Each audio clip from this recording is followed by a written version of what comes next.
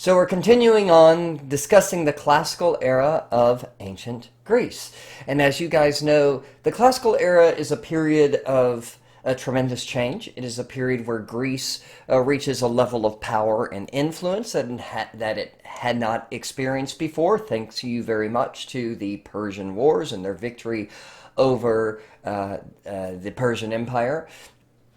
And we saw the effects of this, especially on architecture, and also to the sculpture related to that architecture. We saw this in sort of more sort of realistic sculptures. We saw this in the use of narrative stories to help tell a moral. And because what we are looking at is the effects of also humanism, right? This idea that human beings are awesome, and that what our artists are trying to do is they're trying to portray human beings as realistically as possible because they want to sort of honor the human body, and they're also portraying the human body as sort of physically fit and mentally fit as possible because of this idea, once again, this humanist idea that being human is a gift. And the one thing that sort of separates us from, well, every other creature on the planet is the fact that we can improve ourselves. And so for the Greeks, this concept of self-improvement is not just there for its own sake. It's not just to make you a better person, but there's a moral imperative behind it.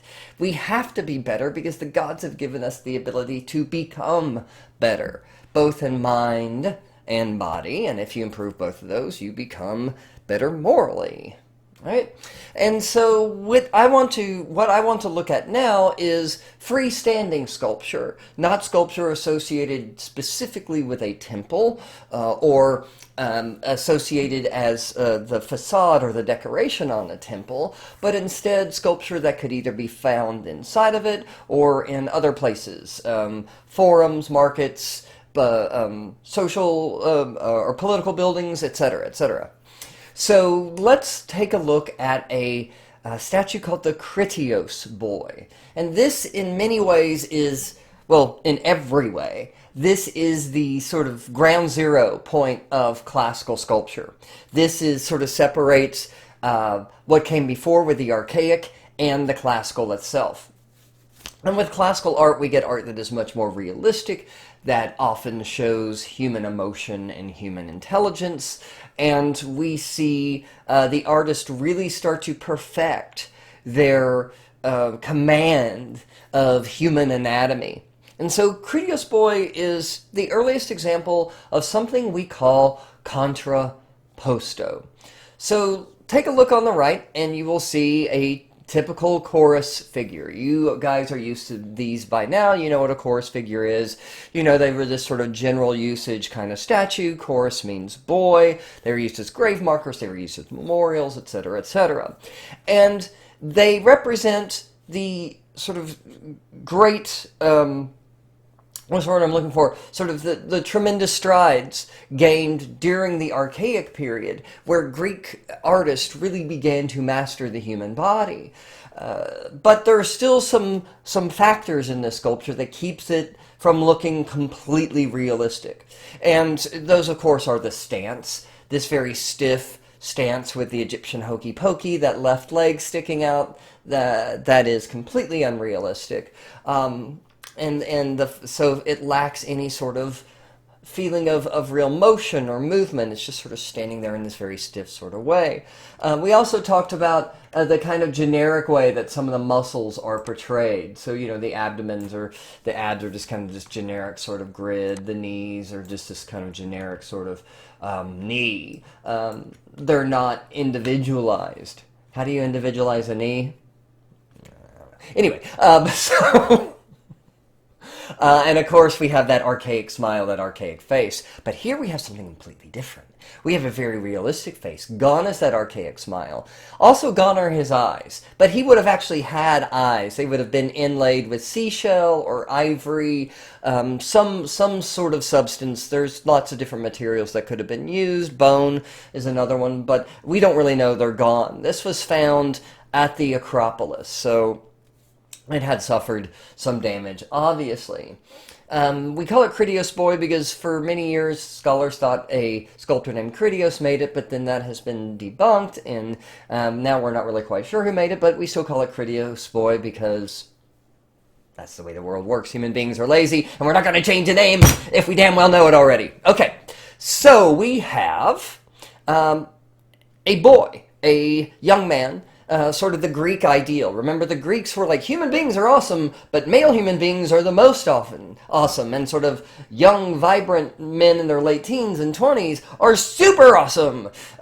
They are the sort of ideal of the gods. And so we have this, in many ways, a kind of a version of a chorus figure, but there's some differences. Gone is that stiff stance with the left foot sticking out. Instead, what we have is a kind of relaxed position. And if you look at his body, you'll notice that there's a slight bend to his spine, and one hip is slightly higher than the other, and there's a kind of a shift. This is known as the contrapposto. Contrapposto literally means counterbalance.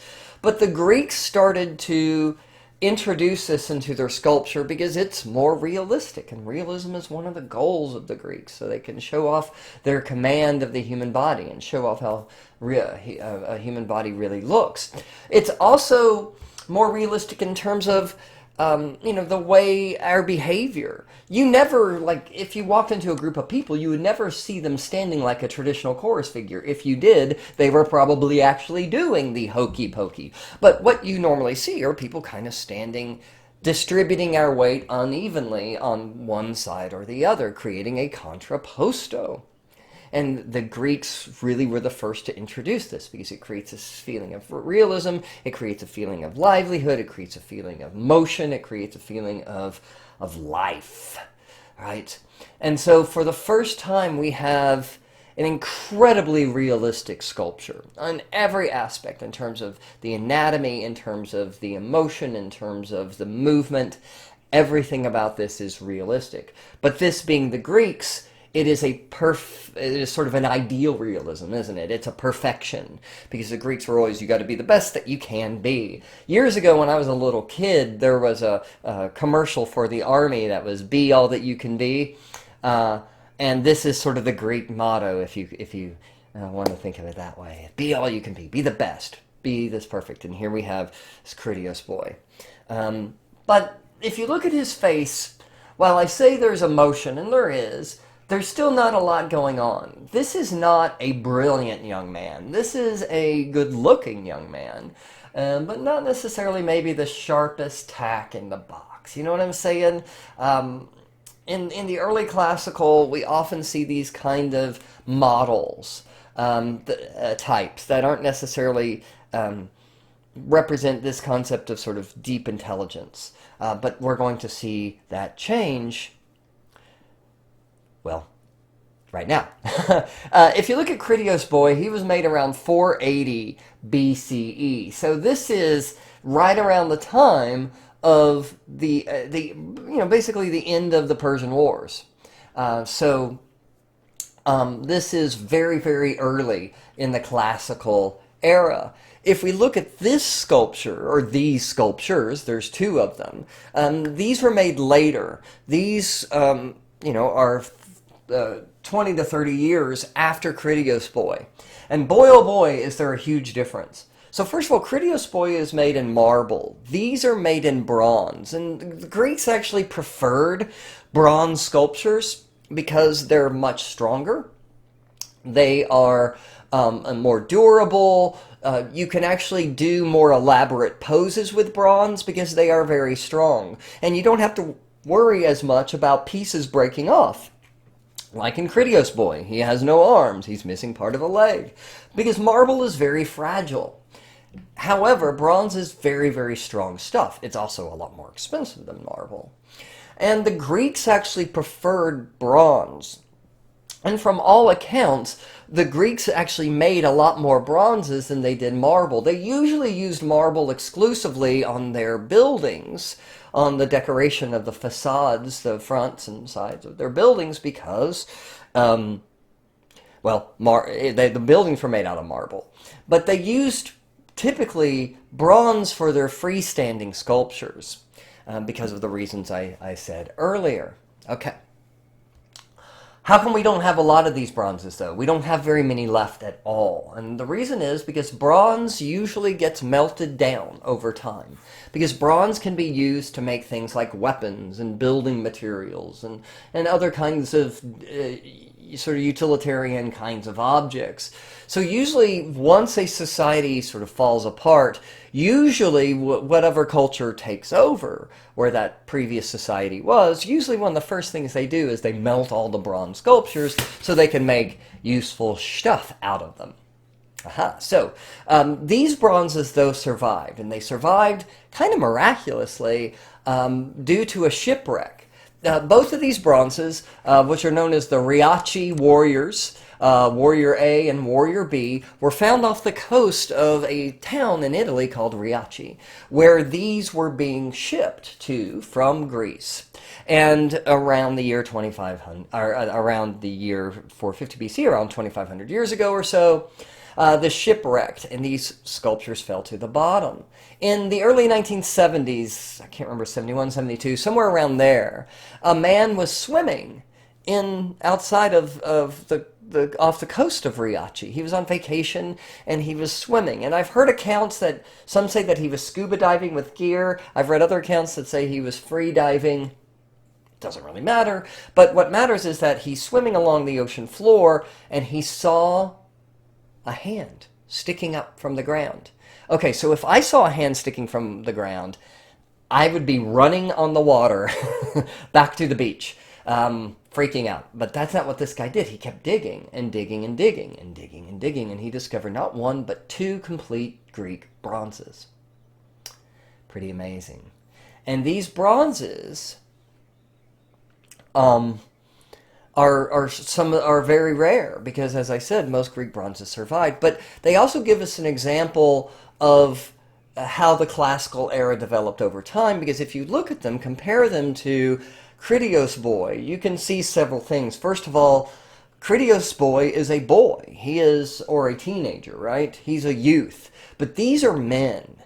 And as we move through Greek classical culture, the ideal sort of man grows up, and he goes from being sort of a young, kind of good-looking dude to a strong, muscular, powerful man. Just kind of as Greek society grows up, so does its ideal sculptures grow up. And you can see that these guys are also not only older, but they're way stronger and buff and swole and whatever words you're using these days to describe people who work out a lot. And once again, the Greeks were all about self-improvement. And this sort of reached this incredible ideal where we see these just incredibly, almost like superhuman, muscular kinds of bodies that were became sort of the Greek ideal in the classical era. But you'll also notice that the faces are a lot more thoughtful. It's not just sort of like this blank expression of Critios boy here. But what we see in the Riachi warriors is thoughtfulness, is a strong mind in a strong body, or as the old saying goes, a sound mind in a sound body. Because the Greeks believed not only did you need to improve yourself physically, but mentally. This was the society of the great mathematicians like Pythagoras and the great philosophers like Plato and Aristotle, of course. So self-improvement is mind and body, and then you improve yourself morally and ethically. As you can see, these sculptures are in incredibly good shape. The Warrior A still has the inlaid, I believe this is seashell in his eye, and even has teeth. And you can see that his lips have a patina, what's called a patina. Patina is when you stain the metal. The image on the right doesn't have those things, but otherwise he's still he's intact. The only thing these guys are missing, being warriors, are their weapons. They would have been holding a shield in one hand, and they would have been holding either a spear or a sword in the other. Those were made out of wood or possibly iron, and those wood rots and iron rusts, so those have not lasted, but the bronze has been preserved. And these bronzes have given us an incredibly keen insight into the classical sculpture of ancient Greece. Oh, and one thing I forgot to mention is you'll notice that contrapposto has become really exaggerated. So as Greek classical sculpture sort of changed over time, it became more idealized, it became more stylized. Whereas Critios boy looks like a real dude, like a guy who's really in shape, maybe a young athlete, but a man nonetheless. I mean, a guy in good shape nonetheless. But these guys are almost impossibly fit. They are not realistic in the sense that this is something that is easily achievable, but instead they are more an ideal, right? So how do you make bronze sculptures? You use a technique called the lost wax technique, and this will be in your notes to print out. I'm not going to go over this here in this video because there's going to be another video in this module that contains a much better description of this process. So I'm going to leave it to that video. So we're going to move on, and we're going to take a look at some more bronzes. I almost forgot. You can see there are a few that survived, but for the most part, there are very few of these because they had been melted down over time. Now, this is a sculpture by the Greek artist Myron. It's called the Discobolos, the discus thrower, and you already know from our discussion of the Temple of Zeus at Olympia, the importance of the Olympic Games is not only a proof of your athletic fitness, but also of your moral fitness. And this is a very kind of typical sculpture, very famous sculpture of an athlete. Now, something I want you to notice here, this is a Roman marble copy. So the Romans often made copies of classical Greek sculpture. The Romans were obsessed with the Greeks, and this is something we'll talk about extensively when we get to the next chapter on Rome. And they learned from Greek sculptures. However, Romans preferred, mostly they preferred to sculpt with marble as opposed to bronze. Sometimes that marble was painted, sometimes it wasn't, but they did prefer the marble over the bronze. And this means, though, that when they made copies of Greek sculptures, so like this is a Roman copy of a Greek sculpture, the original sculpture by Myron would have been made in bronze, but the Romans made it in marble. And you can always tell, not just because it's made in marble, but oftentimes the Romans would put these sort of supports, these buttresses, these little whatever they were, random objects to help support the statue, because a bronze statue would be able to be self-supporting in this position of a discus thrower competing in an Olympic game. But this guy just happens to be sort of randomly halfway sitting on a tree trunk. Why? Because if that wasn't there, he would fall over, because this is made of bronze. Because this is made of marble, I'm sorry. Marble is really fragile. It breaks really easily. This is one of the reasons why sculptors like it, because if you carve it the right way, the pieces of marble break off relatively easily. But also, if you hit it the wrong way, it shatters like glass. If you've ever dropped a piece of marble tile, it shatters like glass. But here we have, this marble sculpture needs to be propped up. Otherwise, it will break, because it is very, very fragile stuff. Yet another reason why the Greeks preferred bronze, because it's way more durable than marble. That's why there's so many marble sculptures with missing and broken parts, because marble just is very easy to break. Here's another Roman copy of a Greek original, and this is an incredibly important sculpture. This is as important sort of to the high classical as the Critias boy is to the early classical. This is by the artist Polykleitos, and this is called the spear bearer or the spear thrower, or if you want to use the Greek word, the Doryphorus. But you can call it the spear bearer or the spear thrower. I don't care. Technically, he's holding a spear, so he's bearing. He's bearing the spear, not throwing it. But sometimes you'll hear this called the spear thrower. So right off the bat, you should be able to recognize it as a classical sculpture. Why? Contrapposto. It's realistic. The guy, though, is super fit and super in shape. You know, basically, if you want to think of Greek classical sculpture, it's usually really buff, good-looking naked guys standing around looking incredibly thoughtful.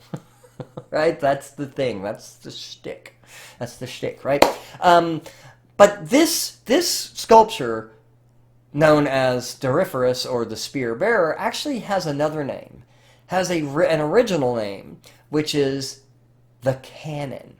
So what is a canon? A canon is a list of rules or standards, right? You probably have heard this term online a lot, especially if you're a part of any sort of fandom, you know, whatever it is. Let's say Star Wars or something, and you'll often hear the term, you know, well, that book isn't canon, or that story isn't canon, meaning that it's not an official part of the story, right? It doesn't make up sort of the rules of the story that is being told. It's not part of what is the regular story, right? It is. And so that's what a canon really is. It is a set of rules or standards to guide whoever, an artist, or to guide whatever it is. And so this was designed by Polykleitos to be a standard of proportions, to be the canon of proportions. And also the canon of how a human body should be portrayed. This was meant to be the template. So we have a man who is in his sort of early middle age as opposed to a young boy in the early classical. So early classical tends to be young. Later classical tends to be older men because they are mature, more wise, more worldly, more intelligent than younger men. And we start to see more and more of an emphasis on intelligence as much as physical strength and beauty as we get deeper into the classical period. You'll also notice that he is standing in this contrapposto position once again. And for Polykleitos, the contrapposto was harmonious because it divided the body into four sort of equal portions. You know, if you can think of them almost like north, south, east, west, the cardinal directions or whatever, for these four sort of perfect proportions. Also, you'll notice that half the body is at rest and half the body is activated. Once again, this was a way of showing the harmony of the body, of sort of what the body can do. It can rest and it can be in motion. So why all this obsession with kind of perfection and harmony and all this? Because the Greeks were obsessed with perfect ratios. I think we talked about this earlier, but if I didn't, here it goes. The Greeks used a ratio called the golden mean, or the golden ratio, you'll hear it called. It is the ratio down here of 1 by 1.618. It is represented by this rectangle whose one side is 1.618 and the other side is 1, right? It's a ratio. But they believe this ratio, which can be found all throughout nature, was a sort of divine ratio. It represented perfection.